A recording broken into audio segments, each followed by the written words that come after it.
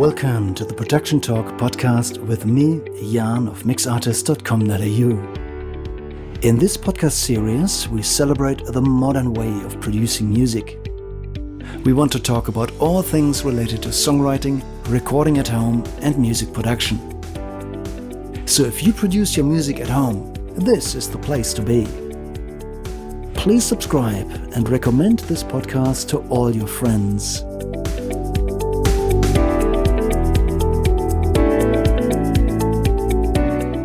This is the Production Talk podcast, episode 25. Welcome back to another episode of the Production Talk podcast. As always, I'm so stoked that you're here and thank you for tuning in again. It's almost the end of the year and Christmas is around the corner. So I just wanted to spend a short moment to talk about what I'm going to do, because I would like to ask for your permission to go on a break over the Christmas break. So what my plan is to take a bit of time off, spend a lot of time with my family, with my kids, hopefully spend time at the beach. And what that means for us here at the Production Talk podcast is that close to Christmas, I will cut back and officially go on a break to pick it up again in January, in the second half of January. During the Christmas break, I would like then to really reduce it to the absolute bare minimum. I have an idea or two. Maybe I will release a mini-sode instead of an episode once in a while, but definitely not on a weekly basis. I would also like to use the upcoming break to sort of reflect on the first half year of the Production Talk podcast, the things that you like, the things that I got positive feedback on. I would also like to think about the things that come easy to me and the things that make it a bit harder, and try to optimize the podcast a little bit so that I use my time more effectively and that you get the most out of it.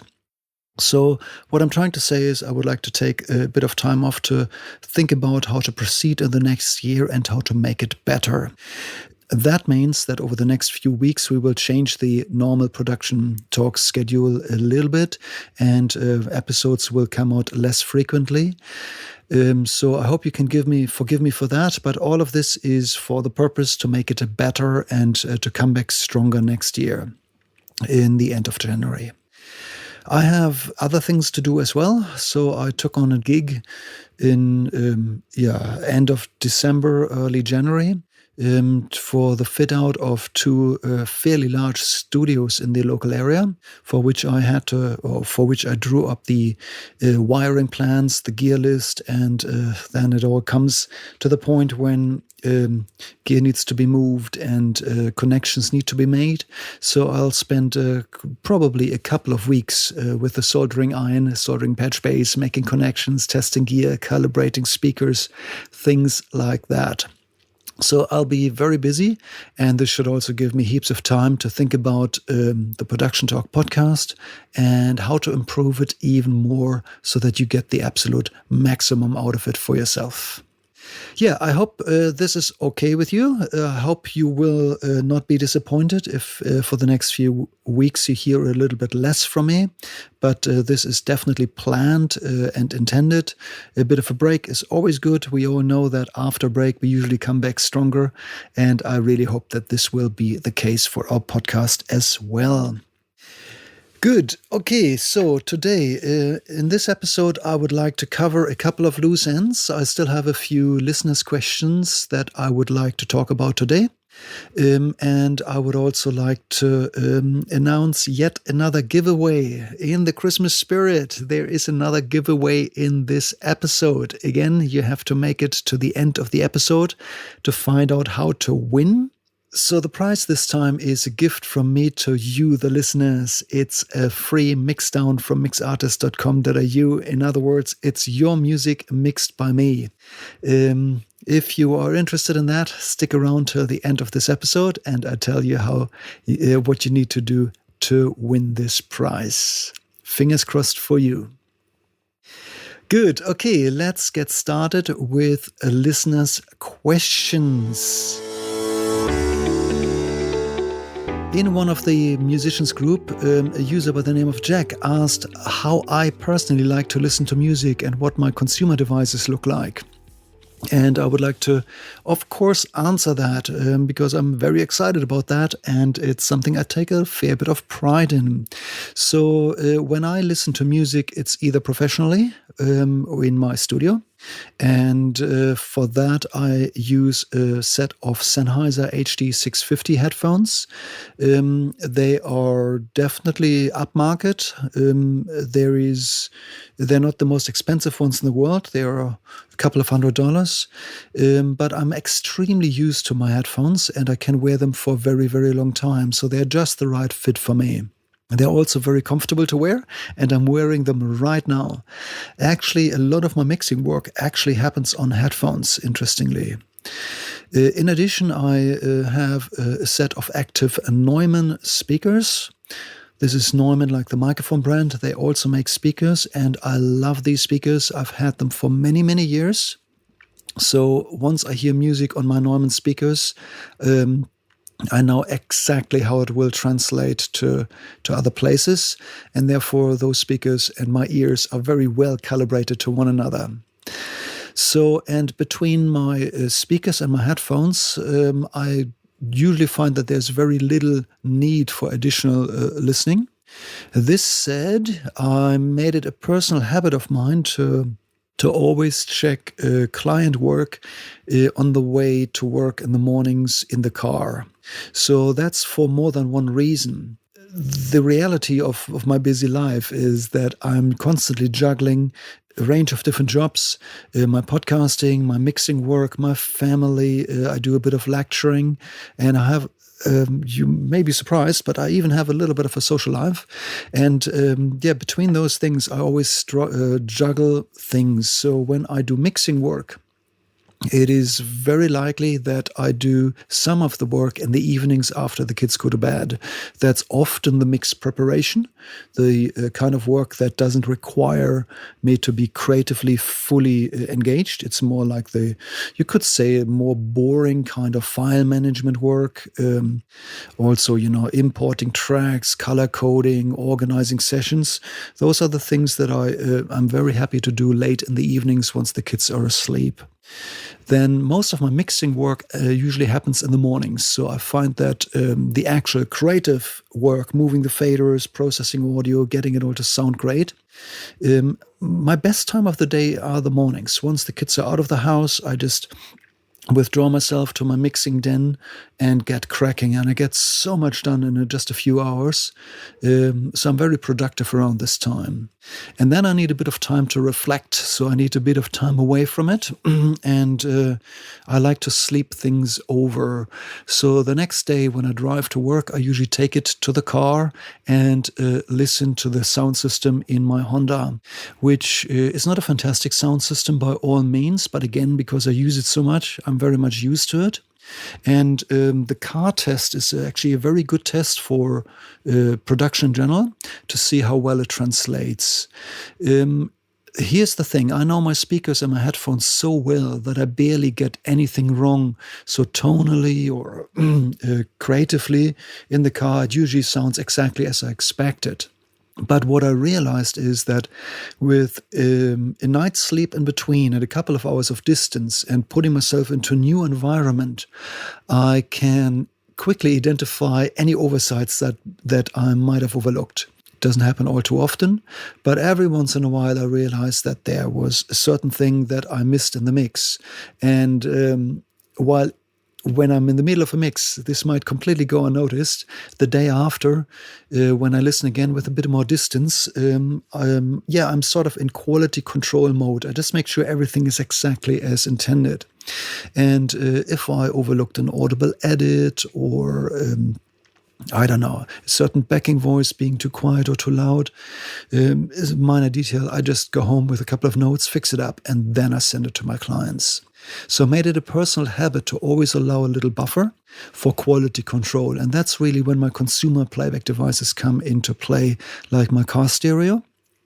And then, of course, we have a living room where we have a consumer-grade TV and soundbar set up.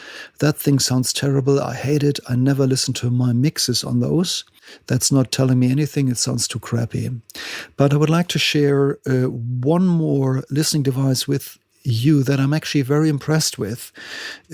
Just recently, a couple of weeks ago, I invested into a set of Apple AirPod Pros, and I am a little bit hesitant to announce this officially here, but I'm literally completely blown away by just how good they are.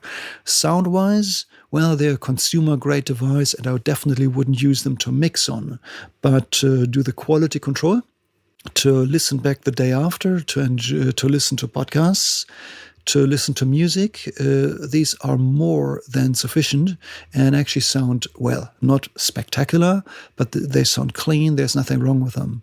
However, what really impressed me were the additional features that came with the AirPod Pros. And I got them on a Friday. And on the Saturday, we actually ended up being on a flight with my family. So I got the chance to experiment with the inbuilt noise cancellation. So the way this works is basically that there are microphones on the outside. They pick up the sound and they feed them back into the drivers on the inside. So what is captured by the microphone is then rerouted into my ear. However, they use very smart phase cancellation techniques, which effectively reduce a large degree of the noise that surrounds me. And when I tried this on the plane, it literally knocked my socks off. I couldn't believe just how good and effective it was. So from a really noisy environment and turned into a peaceful, calm, and quiet environment. While at the same time, I could still hear the voices of my kids very clearly. No problem at all understanding what people said around me. So they're smart enough to somehow distinguish unwanted noise from desired ambient sound, in this case, human voices. So in all honesty, I'm pretty much blown away by just how good these devices are. Yeah, so basically that sums up all the listening devices that I currently use. So that's, my studio headphones and speakers, as well as my playback system in my car and my earbuds. And that's what I personally use.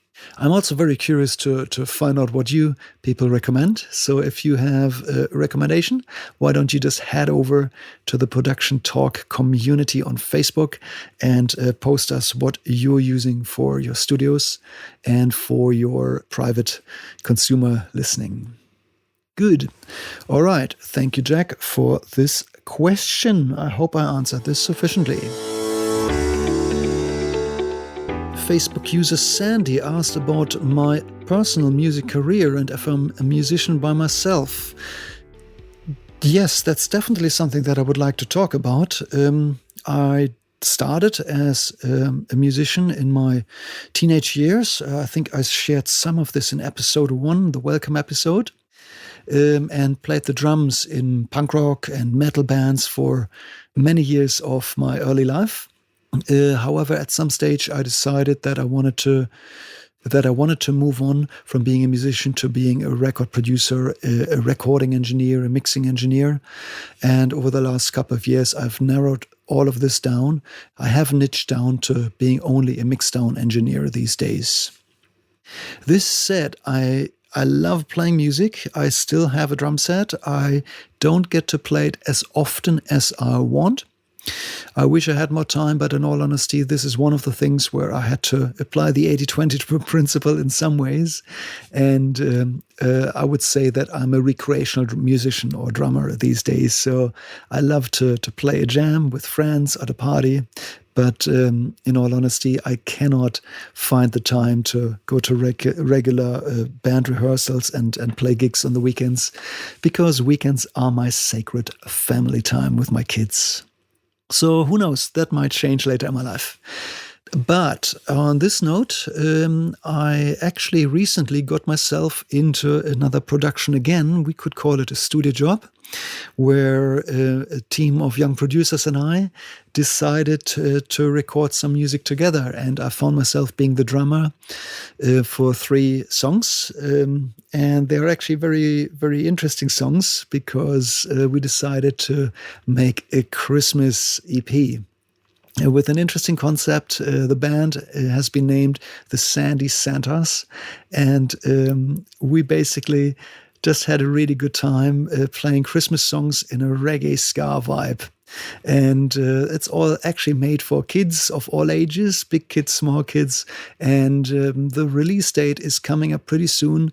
And just because I think it's a special mention today, I'm going to post a sneak preview of these songs into the show notes. So if you want to hear some funny Christmas music, very different Christmas music, and if you want to hear yours truly on the drums, why don't you just scroll down to the show notes? And inside the show notes, I'm going to hide a temporary sneak preview player. And once the songs are out, I'm going to replace that with a link to the streaming platforms. Okay, yes, so I'm a musician by heart. I love music. I think in music. So when I drive my car, I still play the drums on the steering wheel, and music just constantly bounces through my mind. But I'm actually not an active musician these days. I'm a mix engineer. That's my superpower. That's what I do. That's what I'm best at. That's how I can add the most value to my friends. And being a musician myself is more of a hobby or a fun thing for me. And, it just happens in rare occasions, like for the Secret Santas. Okay, good. Let's move on to the next question. Okay, the next question comes from Facebook user Jay. And the question is about frustration in music production, how something that we love so much, like music, can be so annoying and so time-consuming and so tiring. That, of course, is a big problem that I believe a lot of us know to varying degrees. And that is also something that is very dear to my heart. And I'd like to answer this with the best of my ability.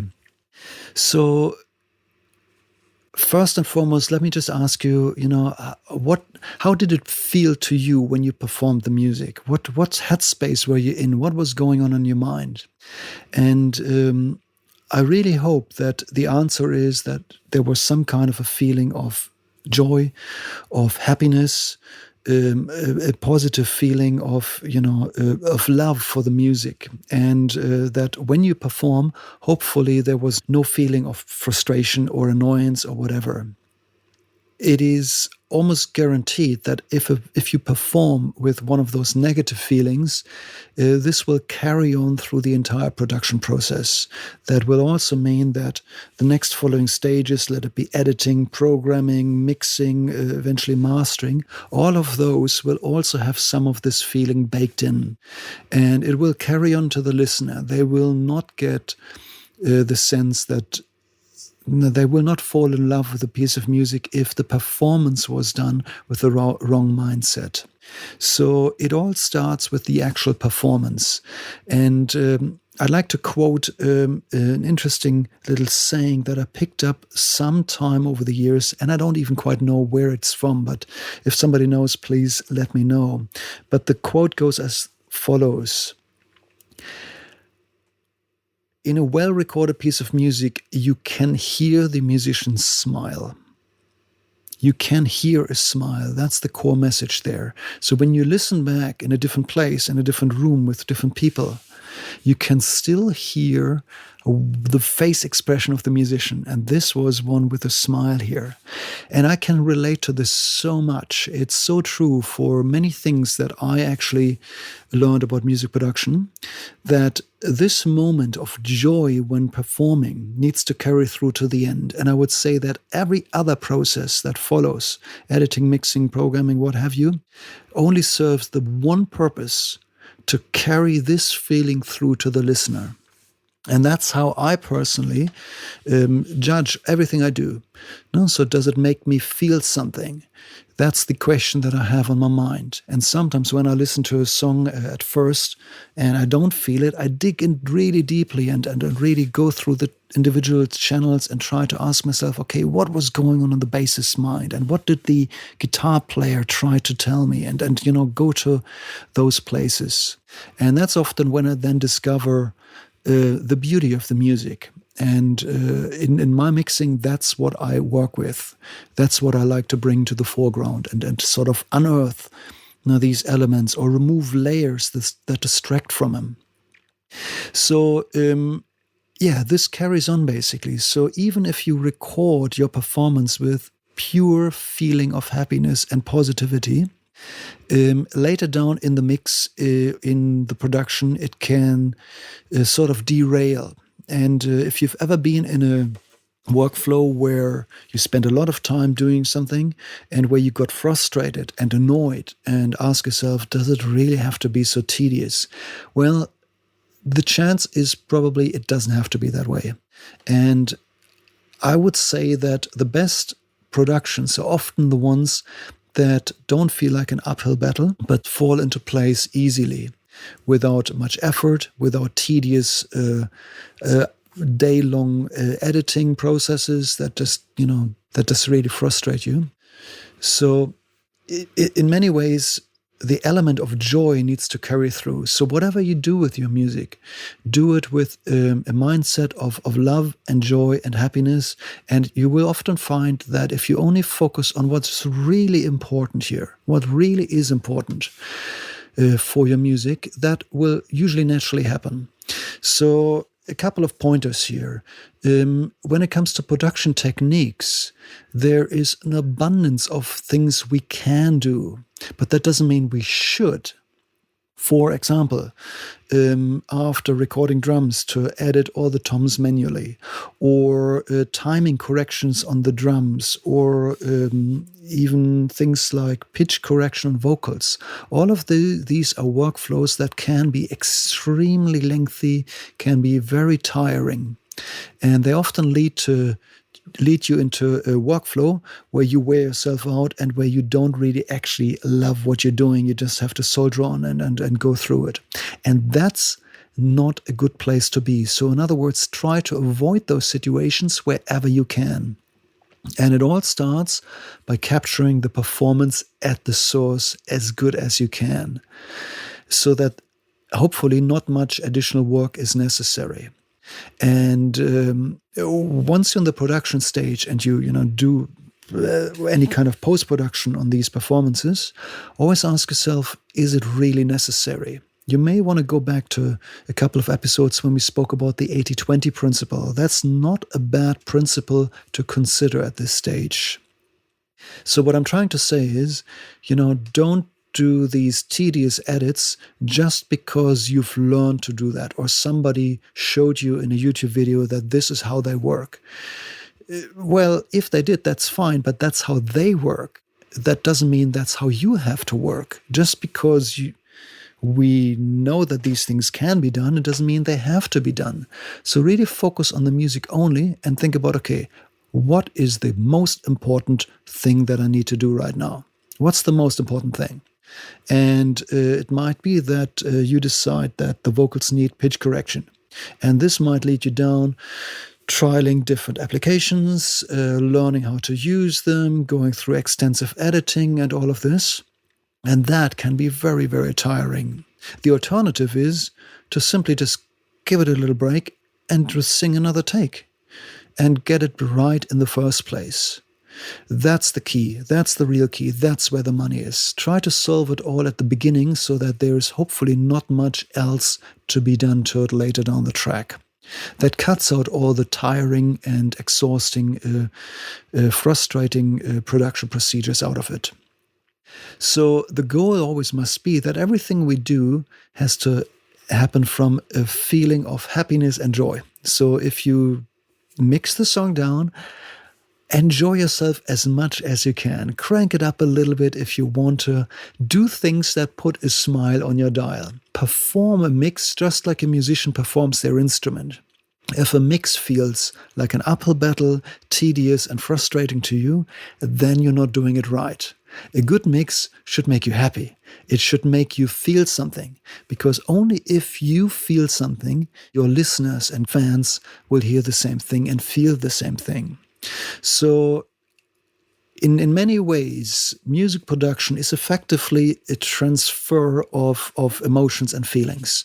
And it needs to come through all the way from the day it was performed to the day people listen later. And if the feelings and emotions reach the listener's ear and make them feel something, then everything is good. From there can be no appeal anymore. That's it. That's effectively what it all comes down to. And the real key is to keep the feeling of enjoyment and happiness all through every single production step. Because one single step that is tedious, tiring, and frustrating along the way of production can tear this entire house down.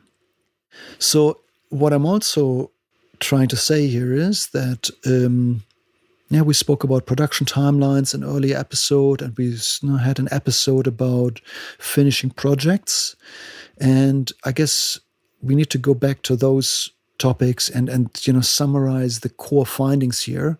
And it's to find a short, quick, and effective production workflow. The goal must be to record a song, let's say this week, do all the work that's necessary the week after, and send it out to mastering, and then 3 weeks after recording, it could be out there. That would be a great scenario, because it doesn't allow much time for overthinking. It doesn't allow much time for second guessing oneself. It's an effortless workflow where there's no time to get lost in tedious editing or things like this, in the annoying workflows that lead to bad emotions and bad feelings. So that's, I believe, one of the core steps with that.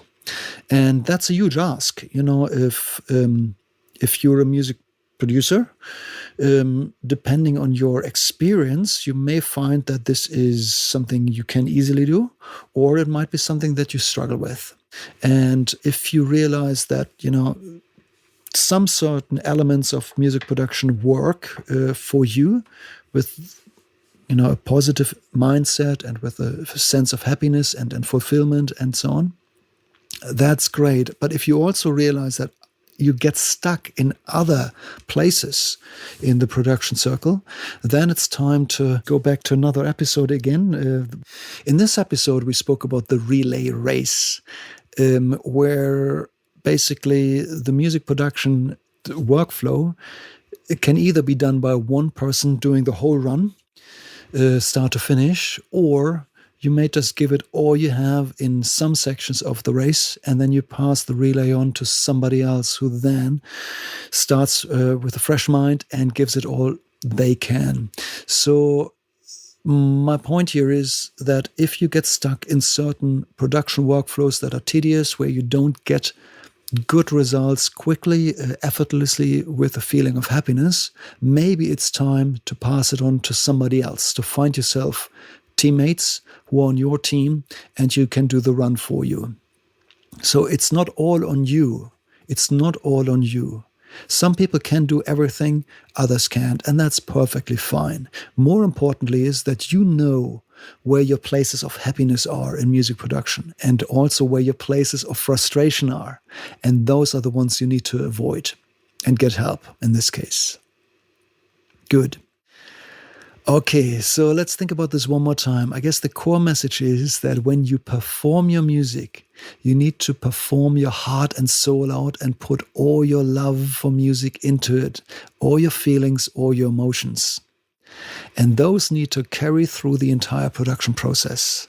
You need to keep a good spirit, a good mindset up all the time, so that by the end of it, the listeners will feel the same. And apply the 80-20 principle, cut out everything that is frustrating and annoying to you, so that you only ever focus on the positive elements. That's the message here. That's the answer that I have for you, Jay. Thank you for asking this question. As you can see, this is really dear to my heart, and I could keep going and going and going and going on this subject, but it's a big one. Good. Okay, so those are the questions that I wanted to answer today. This brings us back to the beginning of this episode when I spoke about the prize that you can win. We have another giveaway, and this time the prize is a song mixed down by me by mixartist.com.au. And if this is something that you would like to win, please go to the show notes and follow the steps.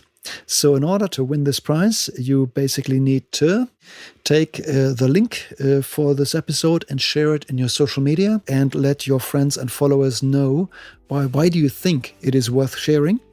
And also please add the hashtag Production Talk Podcast so that I can find you online. We'll keep this going for a couple of weeks, so I will remind you about this prize for the next week, and the lucky winner will be drawn in the new year.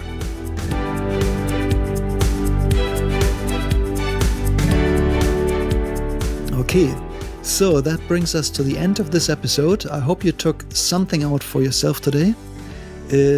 We'll be back with one more episode before Christmas, and then I will go into a Christmas break hibernation. I hope you're okay with that. There will be an occasional episode here or there, but I will basically go on a break and recharge my batteries, reflect on how to make the Production Talk podcast better, and then we'll be back with regular episodes again in the end of January. Thank you very much for tuning in today. It's always a pleasure having you on board. Thank you so much. We'll speak to you soon. Bye for now.